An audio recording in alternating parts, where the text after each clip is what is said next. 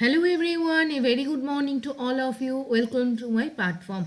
Today is 8th July 2025 and on this day I am going to discuss the important editorials and the daily news published in the Hindu newspaper এবং প্রত্যেকটা নিউজের complete background analysis থাকবে, static পোর্শনের সাথে link up থাকবে এবং আমি Haimantika Das, currently working as a WBCS executive officer. এর পাশাপাশি তোমাদের সাথে এই যে কারেন্ট অ্যাফেয়ার্সের রেগুলার সেশনসটা আনি এবং সেই জায়গাটা যদি তোমরা এন্টায়ারলি রিগোরাসলি এই সেশনসটাকে ফলো করতে পারো, it will be helpful to make you more understandable with respect to the current affairs, GK এবং তোমাদের যে স্ট্যাটিক পোর্শন সেই জায়গাতেও কিন্তু তোমরা ডেভেলপমেন্ট নোটিস করতে পারবে। তাহলে দেরি না করে শুরু করা যাক আজকের class. So this is the front page of the Hindu newspaper where we can see the three important news articles. First article is with respect to the BRICS nation এবং ব্রিক্স নেশনের ওপর ট্রাম্প রিসেন্টলি কি Donald Trump tweet করে জানিয়েছেন, threaten করেছেন যে ব্রিক্সের যারা country, for example Brazil, Russia, India, China, south Africa, এই ধরনের যারা কান্ট্রি যারা ফার্স্টার এমার্জিং ইকোনমিক্স, তাদের ওপর কিন্তু যারা অ্যান্টি আমেরিকান প্রোপাগেন্ডা ছড়ানোর চেষ্টা করছে as per the opinion of the United state president, তিনি বলেছেন তাদের ওপর এক্সট্রা 10% যে ট্যারিফ সেটাকে কিন্তু চাপিয়ে দেওয়া হবে। সেই জায়গায় দাঁড়িয়ে আমরা দেখব ব্রাজিল হোস্ট করেছে রিও ডি জেনেরিওতে ব্রিক্সের সামিট এবং সেই সামিটে কিন্তু apart from the core members of the BRICS country, সেই জায়গায় সৌদি আরব, ইন্দোনেশিয়া এরাও কিন্তু ব্রিক্সে অ্যাটেন্ড করে as a partner country. United State থেকে জানানো হয় এদের ওপরও অ্যাডিশনাল 10% ট্যারিফ চাপানো হতে পারে। So this is the news. আমরা যদি নেক্সট নিউজ আর্টিকেলসও দেখে নিই তাহলেও আমরা দেখব এখানে বলা হয়েছে যে India will give new form to BRICS in 2026 month. আমরা জানি যে রিসেন্টলি যে ব্রিক্সের সামিট সেটা কে হোস্ট করেছে? ব্রাজিল। বাট নেক্সট ইয়ার কিন্তু ব্রিক্সের সামিট কিন্তু India is going to host that particular summit এবং সেই জায়গায় দাঁড়িয়ে বলা হয়েছে যে প্রাইম মিনিস্টার নরেন্দ্র মোদীর পক্ষ থেকে বলানো হয়েছে যে ইন্ডিয়া কিন্তু অ্যাটেম্প্ট করবে ব্রিক্সের সামিটকে এমনভাবে হোস্ট করার জন্য যেখানে কিন্তু ফোকাস করা হবে in building resilience, in building innovative partnership, cooperation and sustainability. These are the three important parameter যার উপর কিন্তু দাঁড়িয়ে নেক্সট 2026-এর ব্রিক্সের সামিট কিন্তু হোস্ট হবে and the host country will be India. তাহলে সেই জায়গায় দাঁড়িয়ে এই যে জায়গাটায় people centric activity, humanity first priority করা হবে, যেটা ইন্ডিয়ার যে ব্রিক্স সামিট হবে তার মেন এজেন্ডা হতে চলেছে। এইবারের যে ব্রিক্স সামিট হয় সেখানে ডিফারেন্ট পয়েন্টের ওপর কথা বলা হয়, ডিসকাশন করা হয়। ফর এক্সাম্পল কোলাবোরেশন হয় in different sectors, digital technology, critical minerals, health care, space. This are the some core area যার ওপর ব্রিক্সের কিন্তু কোলাবোরেশন পার্টনারশিপ হবে এবং ইন্ডিপেন্ডেন্ট কান্ট্রি হিসেবে তারা কিন্তু ফ্লরিশ করবে, ডেভেলপ করবে। So this is the main important highlights. এর পাশাপাশি now let's have a quick recap with respect to the bricks.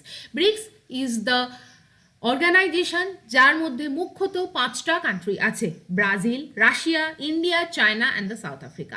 এই 5টা কোর কান্ট্রির মধ্যে লাস্ট যে কান্ট্রি জয়েন করেছে দ্যাট ইজ সাউথ আফ্রিকা এবং with the joining of the South Africa BRIC change to BRICS. Okay, এই core মেম্বারের পাশাপাশি ব্রিক্সের কিন্তু কিছু পার্টনার কান্ট্রি আছে, কিছু অ্যাসোসিয়েট কান্ট্রি আছে। For example Egypt, UAE, Indonesia, Ethiopia and Iran, এরা হচ্ছে কিন্তু ব্রিক্সের পার্টনার কান্ট্রিজের মধ্যে পড়ে। এবং আমরা যদি দেখি Uganda, Malaysia, Uzbekistan, Thailand, Belarus, Bolivia, Cuba, Kazakhstan, সব নাম পড়ার দরকার নেই, এরাও কিন্তু ব্রিক্সের, আমরা যদি দেখি গ্রেটার অ্যাম্বিট যদি ব্রিক্সের রিজিয়ন ধরিস তার মধ্যে আসে এবং এনারাও কিন্তু এই সমস্ত কান্ট্রির রিপ্রেজেন্টেটিভরাও বর্তমানে যে হোস্ট হওয়া ব্রাজিলের যে রিও ডি জেনেরিওর যে ব্রিক্স 2025 সামিটে সেখানে উপস্থিত ছিলেন। নেক্সট আমরা যদি দেখি, this is the quick recap BRICS summit 2025 theme কি? Theme of the 2025 edition of the BRICS Summit is strengthening global South cooperation. Very important focus is on the term global South and more inclusive and sustainable governance.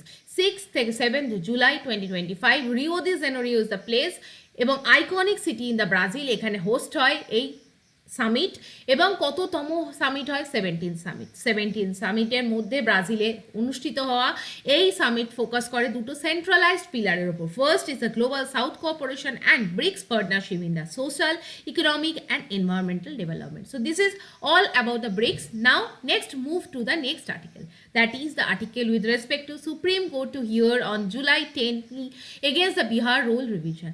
Now the news is related with the বিহারে কি হয়েছে recently SIR এই নামটা কিন্তু question দিতে পারে যে ইট is associated with thing, এইটা কিন্তু associated with the special intensive যে সামারি রিভিশন হচ্ছে, ইলেকটোরাল রোল রিভিশন হচ্ছে তার সাথে যুক্ত।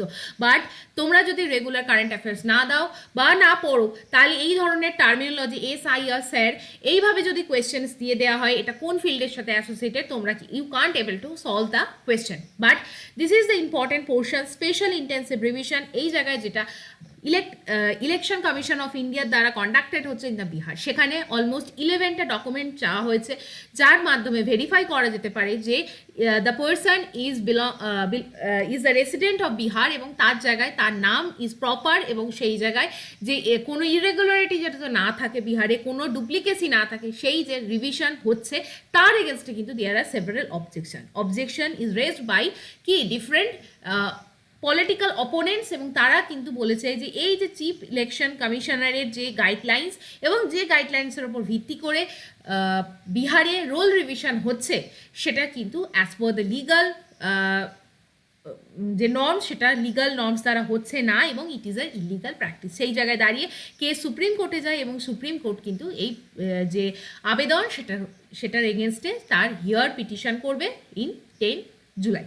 ওকে, নাও আমরা যদি জাস্ট দেখি what is a special intensive revision, যেটা নিয়ে আজকে কথা হচ্ছে। স্পেশাল ইন্টেন্সিভ রিভিশন বা SIR, it is a comprehensive house to house verification process for updating and verifying the electoral roll. আমাদের প্রত্যেকটা কনস্টিটিউয়েন্সি অনুযায়ী কিছু এলিজেবল ভোটার থাকে। ফর এক্সাম্পল যারা 18 years above in our country তারা কিন্তু আমাদের adult franchise entitled. 326 of the Indian Constitution provides us the voting right, very important article. Now এই ভোটিং রাইটসের জন্য যে রোল তৈরি করা হয় সেই রোলের প্রপার যাতে সেই রোলটা কোনো এলিজিবল পার্সনের নাম না থাকে, কোনো ডুপ্লিকেট ভোটার্সের নাম না থাকে, কোনো ইললিগাল মাইগ্রেন্ট সেই ভোটার লিস্টে এনলিস্টেড না থাকে, তাদের জন্য সেই রিমুভাল বা অ্যাড অন করার যে প্রসেস সেটাকেই বলা হয় সামারি রিভিশন বা স্পেশাল ইন্টেন্সিভ রিভিশন। এটা কনস্টিটিউশনের আর্টিকেল 324 সাব ক্লাস 1-এ কিন্তু চিফ ইলেকশন কমিশনার বা ইলেকশন কমিশন অফ ইন্ডিয়া এই বডির কাছে এই দায়িত্ব এন্ট্রাস্টেড হয় অ্যাজ পার আর্টিকেল 324 এবং সেই রেসপেক্টে আমাদের কান্ট্রিতে দুটো স্পেশাল অ্যাক্ট আছে। One is representation of people act 1950, another is representation of the people's act 1951. Representation of People Act 1950 is talking about entire domain related with the voters, while 1951 Representation of the People Act is talking about the guidelines with respect to the political parties. ঠিক এটা মনে রাখবে, 1950টা ভোটার্সদের রেসপেক্টে enact করা হয় আর representation of people act যেটা সেটা কিন্তু 1951-এ আরেকটা অ্যাক্ট এনাক্ট করা হয় with respect to the guidelines, elaborate guidelines for the political parties. Now এই জায়গায় যদি দেখা যায় জেনুইন ইন্ডিয়ান যারা সিটিজেন্স হবে 18+ এজে তাদেরই নাম কিন্তু ইলেকটোরাল রোলে থাকবে। এটাকে এনশিওর করার জন্যই কিন্তু এই রিভিশন প্রসেসকে চালু করা হয়েছে। এটার কেন দরকার, হঠাৎ করে এই নামকে কেন মডিফাই করা হলো বা এই জায়গাটায় আপডেটেড কেন দরকার হলো? বিকজ লাস্ট যদি আমরা 20 ইয়ার্স দেখি বা 2 ডিকেডসে যদি আমরা ট্র্যাক রেকর্ড দেখি, লার্জ স্কেলে কিন্তু প্রচুর ভোটার অ্যাড হয়েছে বা ভোটারের নাম ডিলিট হয়েছে। নেক্সট আমরা যদি দেখি ইনক্রিজড হয়েছে আরবানাইজেশন, মাইগ্রেশন হয়েছে from one place to another. এছাড়া আমরা যদি দেখি প্রচুর ইলিগাল ইমিগ্রেন্টস বিহারের মতো স্টেটে গেছে।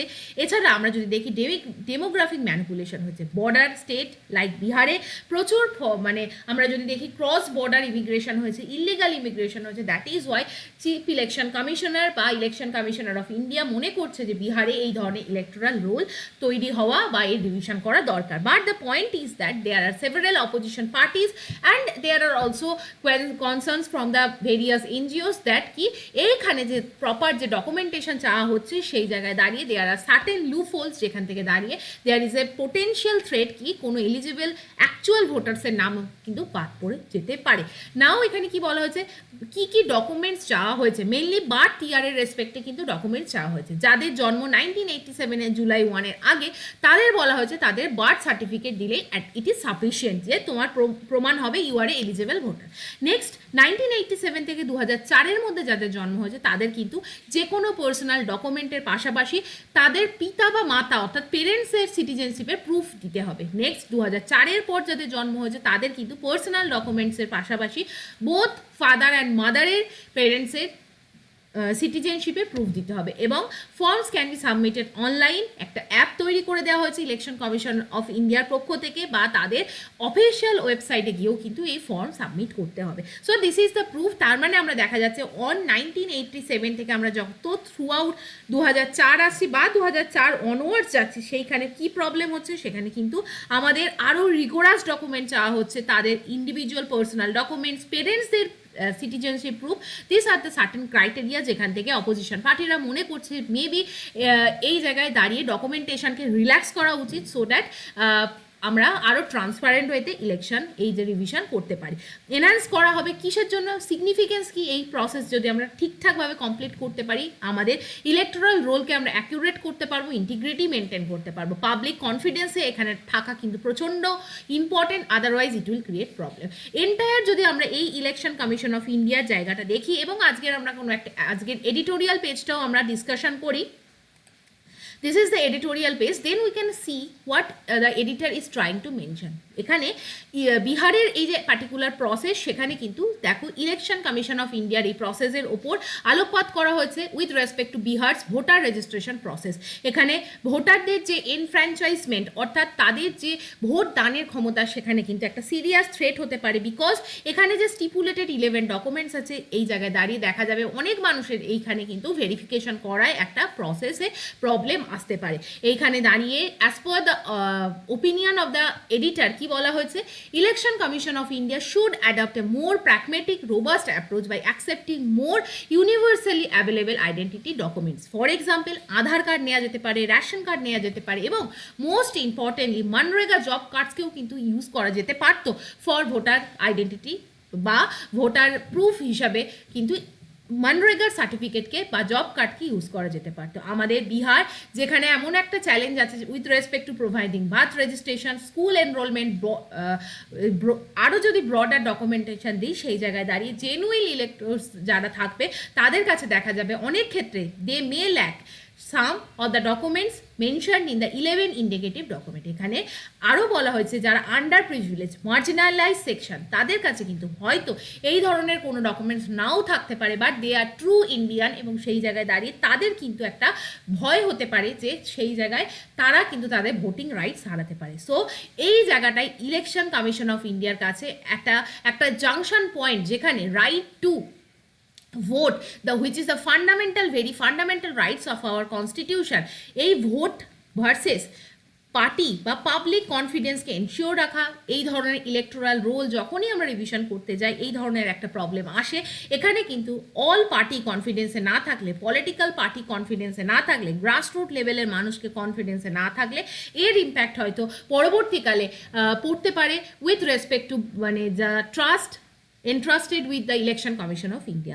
আরও একটা জায়গা আমি তোমাদের বলে দিই, এই যে recently election commission of India নিয়ে বিভিন্ন সময় দেখা যায় যে মানুষের public faith with respect to the election commission of India is in question. অনেক সময় মানুষ transparency of the election commission of India নিয়ে কোয়েশ্চেন করে। যদি ধরো সাপোজ তোমাকে পরীক্ষায় এই ধরনের কোনো কোয়েশ্চেন হলো, how can you give the neutral perspective answer? Recently group C এর WBCS এর রেজাল্ট বেরিয়েছে, এই ধরনের কোয়েশ্চেন যেহেতু এখন হচ্ছে, এগুলো তোমাদের কিন্তু ইন্টারভিউতেও কোয়েশ্চেন করা হতে পারে। Just give some diplomatic answer. কি বলা যেতে পারে, ইলেকশন কমিশন অফ ইন্ডিয়া কিন্তু পাবলিক এর যে ট্রাস্ট সেটাকে আফোল্ড রাখাই কিন্তু ইলেকশন কমিশন অফ ইন্ডিয়ার একটা কনস্টিটিউশনাল বডি হিসাবে প্রাইমারি কর্তব্য। এই জায়গায় দাঁড়িয়ে সুপ্রিম কোর্টের কিন্তু ডিফারেন্ট গাইডলাইন্স আছে to make the appointment of the election commissioner, chief election commissioner to other election কমিশনারের যে অ্যাপয়েন্টমেন্ট হয় সেই জায়গায় দাঁড়িয়ে কে অ্যাপয়েন্ট করেন? President of India. But we can make a panel, সেই প্যানেলে prime minister, chief justice of India and the leader of অপোজিশনকে নিয়ে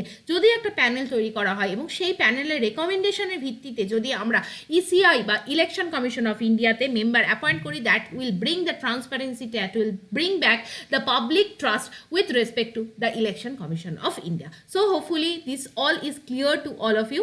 নাও আমরা যদি দেখি next article, that is web portal apps to make the census data available early. Registration general of India, যেটা আমাদের জানি রেজিস্ট্রার জেনারেল অফ ইন্ডিয়া এবং census কমিশনের তরফ থেকে জানানো হয় 2027 যে পপুলেশন কাউন্ট, এটা যেটা ফার্স্ট ডিজিটাল সেন্সাস হবে আমাদের কান্ট্রিতে, সেই জায়গায় দাঁড়িয়ে মোবাইল অ্যাপের ভিত্তিতে আমরা যে কোনো language, for example English, Hindi বা আদার রিজনাল ল্যাঙ্গুয়েজে সেন্সাস ডেটাকে মোবাইল অ্যাপের থ্রু দিয়ে অ্যাক্সেস করতে পারবো। নাও জাস্ট আমরা দেখে নেব সেন্সাস ইন ইন্ডিয়া এই প্রসেসটা কি। সেন্সাস এটা আমাদের একটা constitutional mandate as per article 246 of the constitution 7 schedule union লিস্টে এন্ট্রি আছে সেন্সাসের। নেক্সট লিগাল প্রভিশন যদি আমরা দেখি, census act 1948 is the main guiding act with respect to the census in India. Census rule আছে 1990 সালে, যেটার মাধ্যমে সেন্সাসকে কিন্তু কন্ডাক্ট করা হয়। কে কন্ডাক্ট করে? Registrar general and census commissioner of India. আমাদের 2027 যে সেন্সাস, যেটা 2021 সালে হওয়ার কথা ছিল, সেই সেন্সাস কিন্তু 16th ডিসেনিয়াল সেন্সাস সিন্স 1872, যেখানে ফার্স্ট সিস্টেমেটিক সেন্সাসকে কিন্তু through out the territory of India conduct করা হয় এবং আফটার ইন্ডিপেন্ডেন্স এটা কিন্তু 8 সাকসেসিভ সেন্সাস এক্সারসাইজ হতে চলেছে। ফার্স্ট সিঙ্ক্রোনাস সেন্সাস 1881 হয় এবং সেই সময় দাঁড়িয়ে তদানীন্তন সেন্সাস কমিশনার কে ছিলেন? WC Auden. নেক্সট সিগনিফিকেন্স আমরা যদি দেখি, সেন্সাস আমাদের কেন দরকার? আমাদের entire country socio economic demography বা ডেমোগ্রাফিক যে data, government scheme, policy, planning, প্রত্যেকটা জায়গায় কিন্তু সেন্সাস ডেটাকে ইউজ করা হয়। নেক্সট অলরেডি ডিসকাসড 1881 সেন্সাসকে কন্ডাক্ট করা হয় if in first synchronised manner under the guidance of WC Auden, census commissioner ছিলেন। নেক্সট 1872 থেকে কিন্তু আমরা যদি দেখি এভরি 10 ইয়ার্স আফটার আমাদের কিন্তু সেন্সাস কন্ডাক্ট করা হয়। 1948 সেন্সাস অ্যাক্ট, এটা খুব ইম্পর্টেন্ট। নেক্সট রেজিস্ট্রার জেনারেলের office apart from conducting the census আর কি করে? রেজিস্ট্রেশন করে। বার্থ অ্যান্ড ডেথ অ্যাক্ট 1969 আন্ডারে বার্থ বা ডেথকে রেজিস্টার করার কাজও কিন্তু এই অফিস অফ দ্য রেজিস্ট্রার জেনারেলের ওপর বর্তায়। সেইখানে এন্টায়ার কান্ট্রির যে বার্থ হচ্ছে বা ডেথ হচ্ছে তার রেজিস্ট্রেশন প্রসেস এবং সেইটাকে স্ট্যাটিস্টিক্যালি মেনটেন করাও হচ্ছে রেজিস্ট্রেশন জেনারেল অফ ইন্ডিয়ার কাজ। এই অফিস 1961 তৈরি হয় এবং operated under the ministry of home affairs. Okay, now moving to the next article. আজকে আমরা এই পোর্শনটা দেখার পর আমরা দেখব for indigenous defense push Rajnath Singh stresses swift decision making. No need to read entire details, just look at the picture and just ekhane here the defense minister is talking about the gradual reduction in the procurement of the defense from foreign countries and focus on the Atmanirbhar Bharat in the indigenization of the defense manufacturing sector. Defense sector e jate indigenous manufacturing hoy, amader indigenous process e jate defense mechanism toiri hoy, সেই জায়গায় কিন্তু আলোকপাত করা হয়েছে। আমাদের এই দেখো এই ফটোটা থেকে আমরা বুঝতে পারবো আমাদের current chief of defence staff কে আছেন, জেনারেল অলিন চৌহান, এবং আমাদের পার্টিকুলারলি তোমাদের কাছে question army chief, naval chief, এবং আমরা যদি দেখি এয়ার ফোর্সের যে হেড বর্তমানে কে আছে, এটা কমেন্ট সেকশনে তোমরা আজকে টাস্ক হিসাবে জানাবে। নেক্সট আমরা যদি দেখি social justice ministry six more fund for scholarship, just one liner হিসাবে দেখো কোয়েশ্চেন দিতে পারে। সোশ্যাল জাস্টিস মিনিস্টার কে আছে, এটা তোমাদের আজকের কাছে কোয়েশ্চেন, এটার উত্তর দেবে who is the current social justice minister. Next আমরা যদি দেখি Nipah patient from Palakkad remains in critical condition 173 people on contact list. আমরা দেখবো রিসেন্টলি কেরালা গভর্নমেন্টের তরফ থেকে ডিফারেন্ট পার্টস অফ দ্য স্টেটে এবং ডিফারেন্ট ডিস্ট্রিক্ট অফ দ্য কেরালাতে কিন্তু নিপা আউটব্রেককে ডিক্লেয়ার করা হয়েছে এবং with that note if I see the particular editorial, এখানেও কিন্তু আমরা দেখবো নিপা ভাইরাস নিয়ে কিন্তু আমাদের এডিটোরিয়াল পাবলিশ হচ্ছে। ব্যাটিং ফর দ্য প্রিভেনশন, এখানে one health program is essential to prevent the zoonotic spill over. Nipah virus নিয়ে আমরা অলরেডি ডিসকাস করেছি, এটাকে কিন্তু ডিটেক্ট রিসেন্টলি করা গেছে কেরালায় different district, for example Malappuram, আমরা যদি দেখি আনাদার 3 ডিস্ট্রিক্ট যেরকম পালাক্কাড, কোজিকোড, এই সমস্ত ডিস্ট্রিক্টে কিন্তু নিপার আউটব্রেক দেখা গেছে এবং সার্ভেইলেন্স এবং identification process is ongoing. Now আমরা যদি দেখি পুরো প্রসেসটায় কেরালায় যে ঘটনাটা ঘটেছে, Kerala continues to report outbreaks regularly and there is a problem.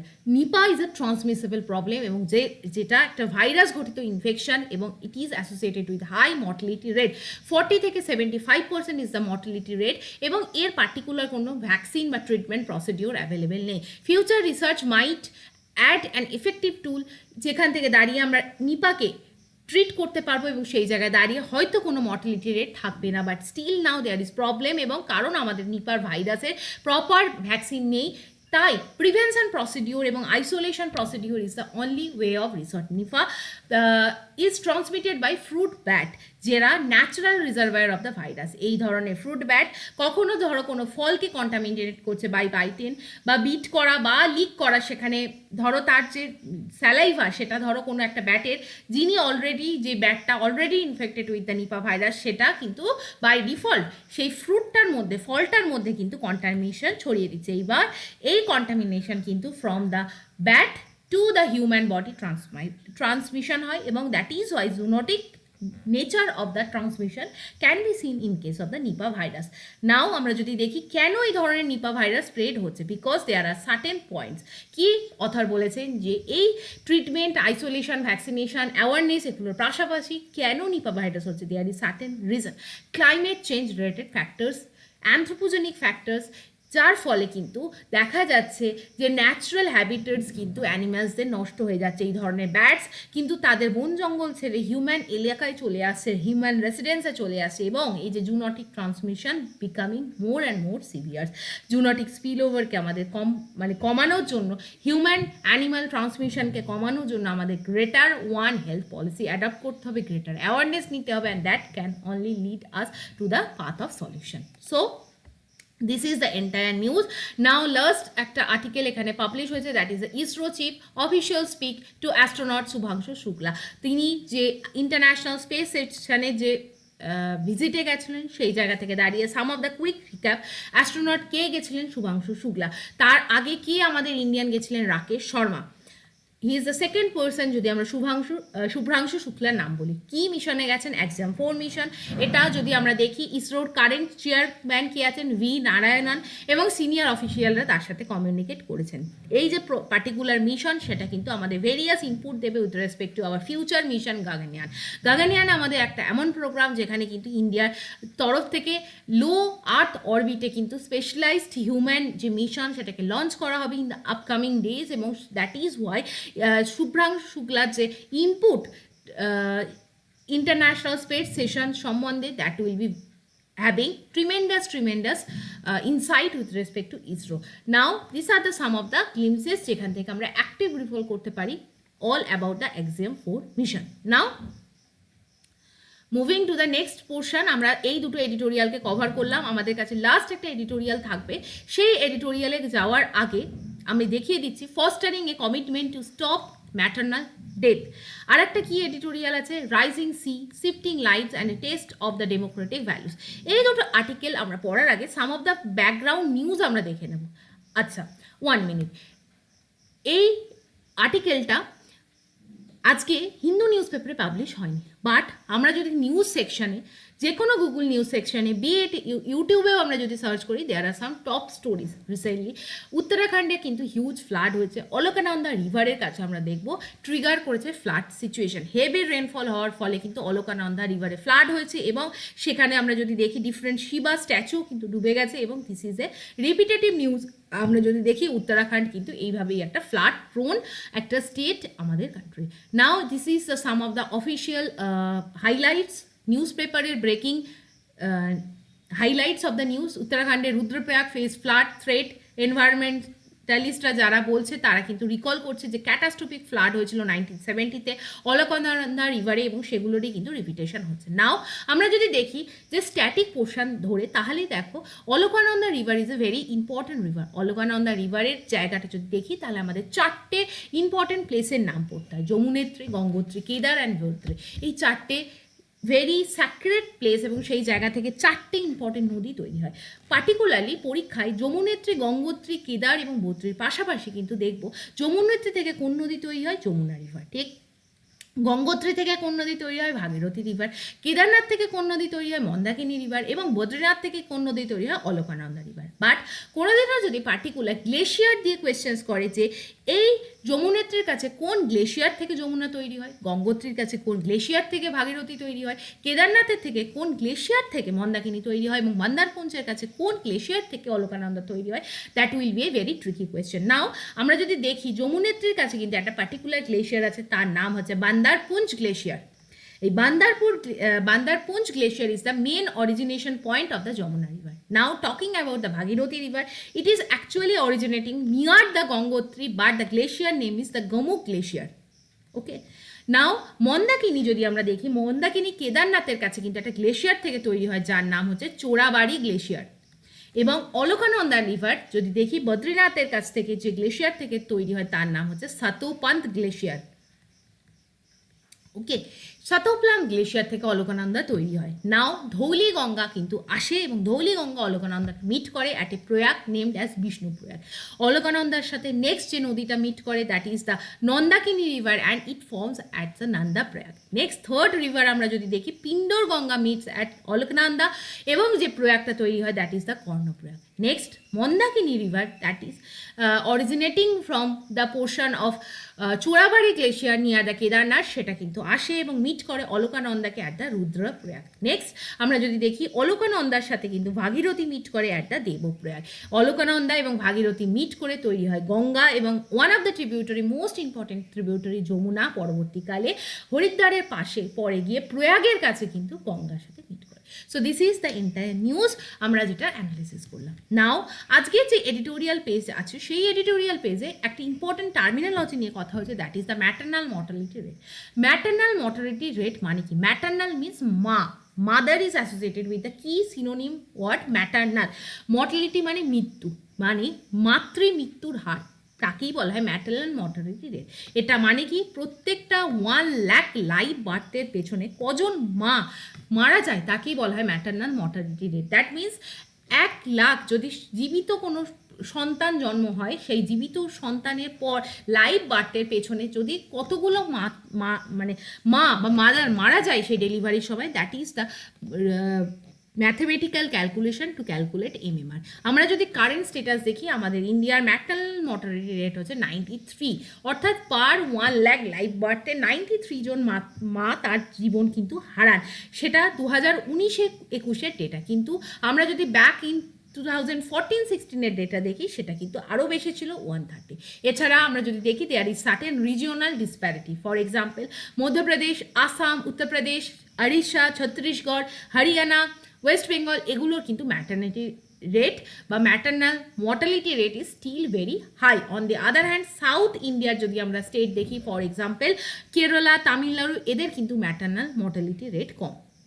নাও আমরা যদি দেখি স্টিল বার্থ কাকে বলে? স্টিল বার্থ অর্থাৎ মৃত সন্তানের জন্ম যাকে বলা হয় তাকে বলে স্টিল বার্থ। এক্ষেত্রে দেখা যায় যদি একজন বেবি মারা যায় after 28 weeks of pregnancy but before or during birth, অর্থাৎ সেই শিশুটি জন্মানোর সময়, ডেলিভারির সময় বা জাস্ট বিফোর দ্য ডেলিভারি তার যদি মৃত্যু হয় গর্ভ অবস্থাতেই, তখন সেখানে বলা হয় still birth concept.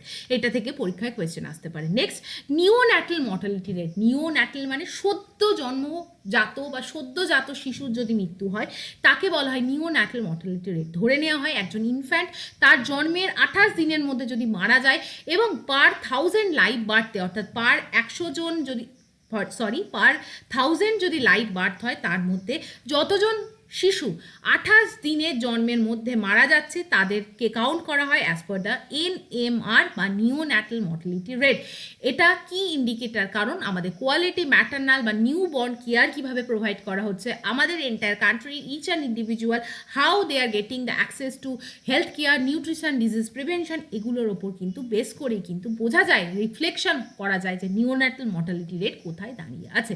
Now moving to the editorial portion, সেইখানে যদি আমরা দেখি দিস ইজ দ্য পোর্শন যেখানে কিন্তু অলরেডি মেনশন করা আছে ইন্ডিয়াতে কিন্তু স্টিল 93 জন মা তার সন্তান জন্মের সময় তার মৃত্যু ঘটছে, দিস ইজ প্যাথেটিক। আমরা যদি দেখি ক্যাটাগরাইজ করি such states, for example Bihar, Jharkhand, Madhya Pradesh, Chhattisgarh, Orissa, এই সমস্ত স্টেটে MMR rate is still high. On the other hand south state যদি দেখি অন্ধ্রপ্রদেশ, তেলেঙ্গানা, কর্ণাটক, সেখানে কিন্তু পারফরমেন্স ইজ কোয়াইট গুড। এই যে এন্টায়ার যে ম্যাটার্নাল ডেথ, তার পেছনে কিন্তু ডিফারেন্ট রিজনস আমরা দেখতে পাই। প্রথম যদি আমরা দেখি, ফার্স্ট কি হয়, রেকগনাইজেশনে একটা ডিলে হয়, রেকগনাইজিং ইম্পেন্ডিং ডেঞ্জার বা making a decision to rush and seek expert care. এখনও আমাদের অনেক ফ্যামিলি, স্পেশালি হাজব্যান্ড বা ইনলজের যে ফ্যামিলি, অর্থাৎ শ্বশুর বাড়িতে যখন মেয়েরা থাকে ডিউরিং দেয়ার প্রেগনেন্সি পিরিয়ড, সেই জায়গায় দাঁড়িয়ে তারা মনে করেন যে it is a very normal process এবং এখানে কোনো ডেঞ্জার অ্যাসোসিয়েটেড হতে পারে না। তারা প্রপারলি মেডিকেল কেয়ার নেন না, ডাক্তারের সাহায্য নেন না, এবং that causes the actual problem. এবং ন্যাচারাল প্রসেসে বার্থ হয়তো দেখা যায় যে তারা ইনস্টিটিউশনাল সাপোর্টও সিক করে না। এই জায়গায় দাঁড়িয়ে গর্ভাবস্থায় বা জাস্ট ডিউরিং দ্য ডেলিভারি সেই মায়ের কিন্তু মৃত্যু ঘটে। নেক্সট আমরা যদি দেখি, আমরা দেখব যে সেলফ হেল্প গ্রুপ বা নেবারহুড মাদার পলিসি, এম্পাওয়ার যারা মাদার, তাদেরও কিন্তু কিছু জায়গায় আমাদের অ্যাওয়ারনেসের ঘাটতি থাকে। এছাড়া still apart from this there are some positive news, যেগুলো আমরা যদি দেখি 2005 সালে national rural health mission launch করা হয় from the side of the government. ASHA workers যারা আছে, অ্যাক্রেডিটেড যারা হেলথ প্রোভাইডার্স আছে, অক্সিলারি নার্স, মিডওয়াইফস আছে, ANM আছে, তারা কিন্তু রুরাল যে ইন্ডিয়া আছে সেই জায়গায় কিন্তু এই যে ইনস্টিটিউশনাল ডেলিভারিকে কিন্তু প্রমোট করে ওভার দ্য হোম ডেলিভারি, অর্থাৎ বাচ্চা জন্ম বাড়িতে না হয়ে যাতে ইনস্টিটিউশনালভাবে প্রপার মানে ডাক্তারের কনসালটেশনে এবং in presence of the doctor বা ডক্টর সেই জায়গায় জানিয়ে যাতে ডেলিভারি হয়, সেটাকে ইনশিওর করার জন্য আশা ওয়ার্কার্স এবং অঙ্গনওয়াড়ি অক্সিলারি নার্স, মিডওয়াইফসের অবদান কিন্তু অনস্বীকার্য। নেক্সট আমরা যদি দেখি আরও একটা জায়গায় প্রবলেম হয়, সেটা হচ্ছে সেকেন্ড ডিলে যেটা হয় সেটা হচ্ছে transportation. Proper skilled birth attendant থাকে না, মিডওয়াইফ থাকে না, স্টাফ থাকে না, নার্স থাকে না, ডক্টর থাকে না, অ্যাম্বুলেন্সে প্রপার অ্যারেঞ্জ করা যায় না, এবং অন দ্য ওয়ে কিন্তু দেখা যায় অনেক সময় মায়ের মৃত্যু হয়ে যায়।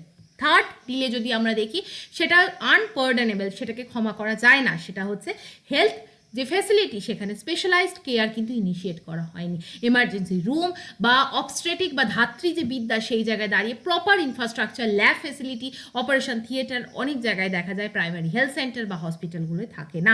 অ্যানাস্থেশিয়া যে ডিপার্টমেন্ট, সেখানে কিন্তু প্রপার ইকুইপমেন্ট থাকে না, এবং সেই জায়গায় দাঁড়িয়ে এই পোর্শনে কিন্তু মায়েদের মৃত্যু হয়।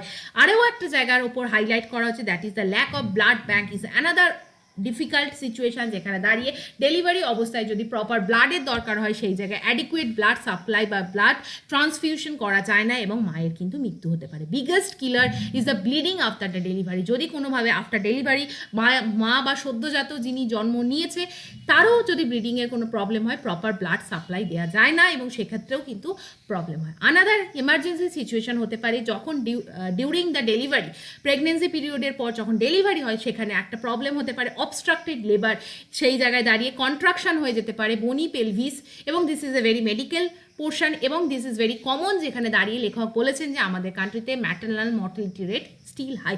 যারা যে সমস্ত মা ম্যালনারিস, যে সমস্ত মায়ের শরীরে বডি মাস কম, অর্থাৎ বডি BMI যে ইন্ডেক্স সেগুলো কম বা প্রপার সে ম্যালনারিস্ট, তার মধ্যে অ্যানিমিয়া আছে, সেই জায়গায় দাঁড়িয়ে ফিটাল ডিস্ট্রেস হতে পারে, লেথাল রাপচার হতে পারে ইউটেরাসের, অর্থাৎ ইউটেরাস রাপচার হয়ে যেতে পারে, এবং সিভিয়ার কন্ডিশনে কিন্তু মায়ের মৃত্যু পর্যন্ত হতে পারে। এই জায়গায় দাঁড়িয়ে আরও একটা ডিজিজের কথা বলা হয়েছে, মেডিকেল কজ, যেটাকে বলা হয় hypertensive disorder of the pregnancy. এখানে দাঁড়িয়ে কিন্তু ইট ইজ এ মানে ভেরি ফ্যাটাল হতে পারে, not only it is very harmful for the newborn baby, but এখানে দাঁড়িয়ে কিন্তু হাই ব্লাড প্রেশার হয়ে যেতে পারে, এবং সেটাকে প্রপার টাইমে কন্ট্রোল না করলে কিন্তু প্রেগনেন্সি ডেলিভারির অবস্থায় কিন্তু সেই মা মারাও যেতে পারে। So this are the some common problems. এই জায়গায় দাঁড়িয়ে ফোকাসড আমাদের কি করতে হবে, হলিস্টিক ডেভেলপমেন্ট, আমাদের কিন্তু প্রপার মেডিকেল ফ্যাসিলিটি, ইনস্টিটিউশনাল যাতে বার্থ হয়, ডিউরিং দ্য ডেলিভারি প্রপার যাতে ইনস্টিটিউশনাল ট্রিটমেন্ট করানো যেতে পারে, অ্যাওয়ারনেস এর ওপর ফোকাস করা যেতে পারে। তো এই পুরো বিষয়টা নিয়ে আজকে এডিটোরিয়ালে ডিসকাশন করা হয়েছে। Next moving to the next portion, যেখানে দাঁড়িয়ে আমাদের কান্ট্রিতে rising of the sea water রাইজের সঙ্গে সঙ্গে কী প্রবলেম হতে পারে। আমাদের climate, one of the climate চেঞ্জের যদি বিগেস্ট আমরা কনসিকুয়েন্স দেখতে পারি, সেটা হবে রাইজিং সি ওয়াটার লেভেল। এটা আমরা এডিটোরিয়ালে পড়বো না, just I want to share some concept that is the coastal regulation zone বা CRZ. কোস্টাল রেগুলেশন জোন কি এটা আমরা দেখব। কোস্টাল এরিয়া সমুদ্র, ক্রিক বা রিভার বা ব্যাকওয়াটারের যে কোস্টাল এরিয়া সেগুলো কিন্তু জেনারেলি টাইট ওয়াটার দ্বারা ইনফ্লুয়েন্স হয়। জোয়ার বা ভাটার জলের সময় কোস্টাল এরিয়ায় কিন্তু জল কখনো বেড়ে যায়, কখনো জল কমে যায়। এইভাবে যদি আমরা দেখি tide up to 500 metre from the high tide line এবং land between the low tide line, এই জায়গায় দাঁড়িয়ে there is a particular area যাকে বলা হয় কোস্টাল রেগুলেশন জোন। 1991 দ্বারা এই কোস্টাল এরিয়াকে কিন্তু গভর্ন করা হয়। কোস্টাল এরিয়াকে গভর্ন করার সঙ্গে সঙ্গে it is the intrinsic part of maintaining the rising water level, global ওয়ার্মিংয়ের যে থ্রেট আসছে সেগুলো থেকে কোস্টাল এরিয়াকে প্রোটেক্ট করা। আমাদের কান্ট্রিতে 2008 বা 2008-এ prime minister council on the climate চেঞ্জের পক্ষ থেকে একটা ন্যাশনাল অ্যাকশন প্ল্যান চালানো হয় যাতে আমরা ক্লাইমেট চেঞ্জের অ্যাডভার্স অ্যাকশনকে মিটিগেট করতে পারি। এর মেন এম ছিল কি, ক্রিয়েট করা অ্যাওয়ারনেস, পাবলিক, ডিফারেন্ট এজেন্সি, গভর্নমেন্টের স্টেক হোল্ডার, সায়েন্টিস্ট, ইন্ডাস্ট্রি, কমিউনিটিদের মধ্যে climate change related awareness, collaboration এবং স্টেপ যাতে নেওয়া হয় how to tackle this kind of ফিনোমেনা। Now this is all from today's discussion. Just some one-liner question. Recently, Hollywood Walk of Fame 2025 কোন Indian actor receive করে? Answer is Deepika Padukone. Deepika পাড়ুকনকে honour করা হয়েছে with the star in the Hollywood walk of fame 2026 award. Next আমরা যদি কোয়েশ্চেনে যাই, that is which country awarded PM Modi the key to the city honour? Recently prime minister Narendra Modi visit করেছিলেন আর্জেন্টিনাতে এবং আর্জেন্টিনা তরফ থেকে গ্লোবাল লিডার হিসাবে প্রাইম মিনিস্টার নরেন্দ্র মোদীকে এই কি টু দ্য সিটি এই অনারে কিন্তু অনার্ড করা হয়। নেক্সট কোয়েশ্চেনে আমরা চলে যাব। রিসেন্টলি প্রাইম মিনিস্টার কোন কান্ট্রিতে গিয়ে অ্যানাউন্স করেছেন যে OCI card 6th generation Indian ডায়াসপোরাকে প্রোভাইড করা হবে? Recently prime minister Narendra Modi Trinidad এবং টোবাগো এই কান্ট্রিতে ভিজিট করেন এবং সেখানে কি কিন্তু অ্যানাউন্স করেন যে 6th generation people of the Indian অরিজিনকে কিন্তু ওসিআই কার্ড দেওয়া হবে এবং সেখানে পার্টিকুলারলি একটা বিহারের একটা কমিউনিটি, গিরিমিতিয়া কমিউনিটিসদেরকে কিন্তু তিনি তার যে স্পিচ সেখানে অ্যাড্রেস করেন। নেক্সট আমরা যদি দেখি, মাইক্রোসফট রিসেন্টলি কোন কান্ট্রিতে তাদের অপারেশন শাটডাউন করেছে? And the name of the answer country is Pakistan. পাকিস্তানের ইকোনমিক এবং পলিসি আনসার্টেনটির ওপর দেখে রিসেন্টলি মাইক্রোসফট সেখানে তাদের অপারেশনকে শাটডাউন করেছে। So this is all from today's class. কেমন লাগলো অবশ্যই জানিও, লাইক করো, শেয়ার করো, সাবস্ক্রাইব করো। বেশ কিছু কোয়েশ্চেন তোমাদের জন্য রাখলাম, তার উত্তর দিও। আজকের মতো এইটুখানি। টেলিগ্রাম চ্যানেল জয়েন করতে পারো to get the PDF, news paper, এছাড়া রেগুলার আর্টিকেলস যেগুলো আমার মনে হয় this is important from the exam perspective. আমি শুধুমাত্র WBCS ওরিয়েন্টেড কিছু প্রোভাইড এখানে করি না, একটা হলিস্টিক্যাল কভারেজ করতে চাই so that you can able to learn current affairs. এবং কারেন্ট অ্যাফেয়ার্সের মোর দ্যান 90% কোয়েশ্চেন কমন পাওয়ানো ইট ইজ দ্য টার্গেট। এবং সেটা যদি তোমরা ডেডিকেটেডলি একটা সোর্স থেকে পড়ো এবং পার্টিকুলারলি রেগুলার নিউজ পেপার এবং 1 মান্থলি ম্যাগাজিনকে ফলো করো, that is enough to handle all the difficult types of current affairs coming in the upcoming any competitive examination. With this note I am bringing this class to the end. Hopefully তোমাদের ভালো লাগছে, কেমন লাগছে অবশ্যই comment সেকশনে জানিও। তোমাদের যদি কোনো কোয়ারিজ থাকে এবং তার পার্টিকুলারলি WBCS এর জন্য তোমরা ডেডিকেটেডলি পড়াশোনা করতে চাও এবং আমার সঙ্গে ইন্টারাকশানের মাধ্যমে WBCSকে প্রিপারেশনকে বুস্ট করতে চাও, then definitely you can join my exclusive mentorship program. এবং তার জন্য তোমরা আমাকে মেল করতে পারো, তোমাদের ইন্টারেস্ট জানাতে পারো এবং মেল করার সময় অবভিয়াসলি তোমাদের নেম এবং ফোন নাম্বার আমাকে মেনশন করবে। Thank you for watching this series. Have a nice day.